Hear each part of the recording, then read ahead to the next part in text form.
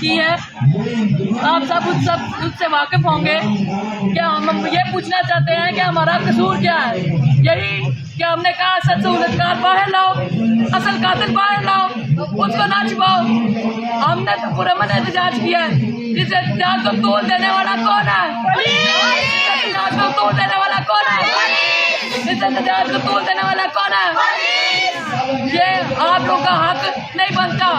हम लोगों ने ना कोई गलत काम इससे पहले किया है और ना करेंगे और ना इस सबसे पहले शुरू करेंगे इंशाअल्लाह। और जब भी तोल दी जाएगी मामला को किन की तरफ से दी जाएगी? किन की तरफ से दी जाएगी?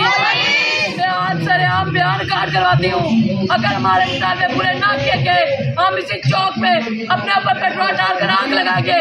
अगर हमारी इससे महफूज नहीं तो हमें जीने का कोई हक नहीं। हमारे जीने का